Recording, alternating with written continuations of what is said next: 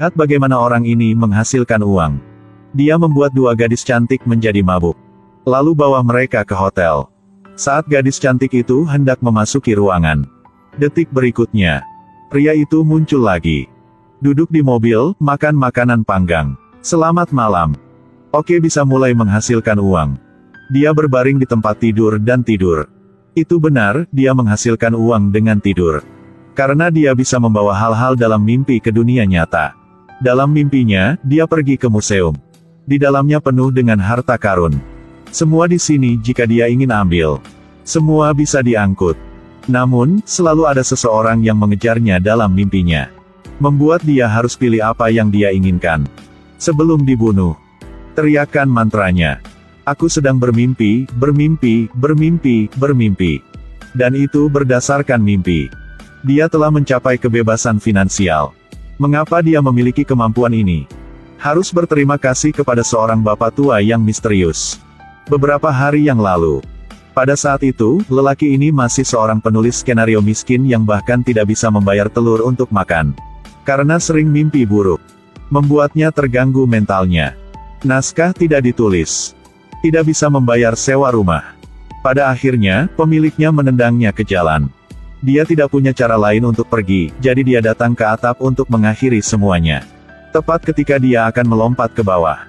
Hei, mau mencoba sepotong kue? Ini sangat menggoda. Bahkan kematian tidak bisa membuat hantu lapar. Baru makan kue. Pria ini baru menceritakan ke bapak tua tentang hidupnya. Begitu bapak itu mendengarnya, dia mengerti masalahnya. Ajari dia trik.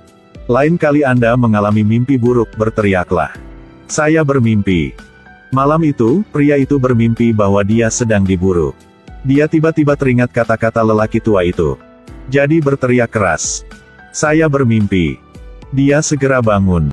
Dan senjata yang dia pegang di tangannya saat bermimpi juga dibawa ke dunia nyata olehnya. Tang Du segera menemukan ide bisnis. Bila ini segera dikenal sebagai harta karun. Dia berjalan-jalan di sekitar jalan antik. Benar-benar menebaknya. Semua orang di sini berjuang untuk membeli pisaunya. Akhirnya dia pergi ke pegadaian. Jual pisau seharga 2.000. Sejak saat itu, dia mulai mengubah hidupnya. Pria ini sedang memimpikannya mimpi yang indah. Dia pergi ke brankas bank. Dia dengan gila memasukkan uang ke dalam tasnya. Perasaan itu benar-benar bahagia. Pada saat ini, di belakangnya muncul hantu mimpi. Tang Du tidak peduli dengan luka di tubuhnya. Buru-buru merangkak dan terus memasukkan uang ke dalam tasnya. Tidak lama kemudian 2 kantong penuh terisi. Menendang hantu mimpi itu pergi. 2 kantong uang secara otomatis terbang ke tangannya. Bagaimanapun itu ada dalam mimpinya, tidak peduli seberapa keren dia ingin menjadi. Tapi detik berikutnya, Anda mungkin bergoyang kepala ya. Karena dia benar-benar bisa membawa uang dari mimpi ke dunia nyata. Rahasia ini hanya teman dekatnya Atan yang tahu. Dia hanya perlu mimpi. Atan yang bantu untuk tukar duit. Satu persatu, setiap rantai emas dibawa ke dunia nyata. Sangat menyegarkan memang. Banyak jenis harta antik. Tidak bisa mendapatkannya. Ini memang berdasarkan mimpi untuk memenuhi mimpi menjadi miliarder kaya. Tang Du setelah menjadi kaya. Tidak lupakan dermawan yang menyelamatkan hidupnya. Pria tua misterius yang menjual roti bakar. Dia diam-diam meninggalkan tas penuh uang ke dalam gerobak orang tua itu. Itulah berterima kasih dari dia buat bapak tua ini. Lebih keren lagi mengejar cewek. Langsung bawa koper penuh uang. Langsung bawa koper penuh uang. Saya ingin memberi pacarnya mobil balap. Hanya mengendarai mobil keluar dari mimpi. Juga tidak tahu di lantai berapa apartemennya. Bagaimana bisa mengendarai mobil ini? Ketika dia tidak punya uang. Dia tidak bisa tidur di malam hari, terutama celaka. Setelah punya uang. Dia punya banyak waktu dan melakukan segalanya dengan benar. Tulis skrip sesuka hati dan dapat menjual 200.000. Karena Atan ingin membantu mewujudkan impian Tang Du. Atan telah memberinya citra sebagai penulis skenario yang sedang naik daun dengan potensi besar. Langsung luncurkan 20 kategori. Tulis skrip sendiri dan buat menjadi film. Baru saja berinvestasi lebih dari 100 juta. Habiskan sedikit uang ini. Lalu apa lagi? Atan berencana membantunya dengan proyek besar. Atas namanya Tang Du, untuk membangun menara Tang Du. Dan masukkan semua pengungsi dan bajak laut ke dalam menara itu. Makan dan minum benar-benar gratis. Pekerjaan pendidikan penuh. Saya sudah memikirkannya juga. Jika saya benar-benar tidak bisa, saya akan pergi. Namun, membawa item dari mimpi ke dunia nyata juga memiliki efek samping. Hari itu dia merasa tidak nyaman di tubuhnya.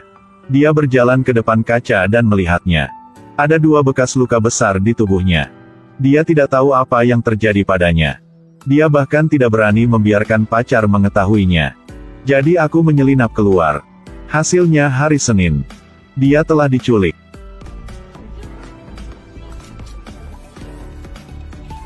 100 ribu, 100 juta. Hanya saldo rekening bank yang memiliki 300 juta. Apa kerjaan kau sebenarnya? Tangdu diculik oleh Liliang. Atan membawa 10 juta untuk menebus orang. Tapi setelah melihat saldo di rekening bank Tangdu, orang jahat ini berubah pikiran. Liliang memimpin 2 mereka ke markas rahasia mereka. Begitu saya memasuki rumah, dia dikejutkan oleh pemandangan di depannya. Seluruh lantai penuh dengan harta karun yang belum pernah dia lihat. Keluarkan yang mana aja. Bisa membuat seluruh dunia kaget. Liliang memiliki niat untuk membunuh 2 orang ini. Dia ingin mengambil alih semua ini. Tepat saat ini, pacar Tangdu datang untuk menemukannya. Lalu ditangkap sama anak buah Liliang. Waktu yang tepat untuk bersihkan semuanya. Liliang memerintahkan untuk tidak melewatkan 1 orang pun. Mereka bertiga mempertaruhkan hidup mereka untuk melawan. Tangdu ditikam dengan pisau. Dalam proses melarikan diri, Atan telah menahan 2 musuh. Pada akhirnya mengorbankan dirinya sendiri. Tapi belum lari jauh. Akhirnya ditangkap juga. Pacarnya juga pingsan. Tangdu seperti anak ayam yang dibuang. Dia tidak tahu apakah dia hidup atau mati.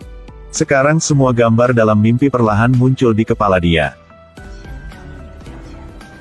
Akhirnya dia pergi ke depan pacarnya. Di antara mereka berdua dipisahkan oleh dinding es. Dia tidak bisa menyentuh pacarnya. Pada saat ini seorang Tangdu jatuh ke kedalaman keputusasaan. Telah benar-benar menjadi iblis. Dia menjadi iblis. Terus memukul dinding es. Yang tak terduga adalah tembok di dunia nyata sama dihancurin. Saat tembok itu rusak, iblis telah datang ke dunia nyata. Dia membunuh semua orang. Akhirnya mengakhiri hidup Tangdu. Pada waktu bersamaan, semua harta yang diambil Tangdu dari mimpi, semua telah menghilang. Apakah semua ini sudah berakhir? Tiba-tiba Tangdu terbangun di pinggir jalan. Dia kembali seperti pengemis. Ternyata semua ini hanya mimpi. Bangun dari mimpi, hidup harus terus berjalan. Dia kembali ke kehidupannya yang menyedihkan seperti sebelumnya. Masih makan roti dan tidak mampu membeli telurnya. Suatu hari, dia datang untuk membeli roti bakar. Orang tua itu melihatnya menyedihkan. Memberinya sekantong uang. Ketika dia melihat sekantong uang ini, Tangdu berdiri tercengang. Bukankah ini uang yang diam-diam dia berikan pada orang tua itu? Apakah dia masih dalam mimpi? Saya yakin sebagian besar orang setelah menonton film ini. Semua orang merasa film ini agak aneh. Tapi kita bisa berpikir dengan cara yang berbeda. Sebenarnya dari bagian di mana Tangdu melompat dari lantai, Tangdu benar-benar mati. Apa yang terjadi setelah itu hanyalah imajinasi dia. Bahkan ada mimpi dalam mimpi. Semuanya masuk akal untuk dijelaskan seperti itu. Lagi pula, dalam mimpi, apa yang tidak ada?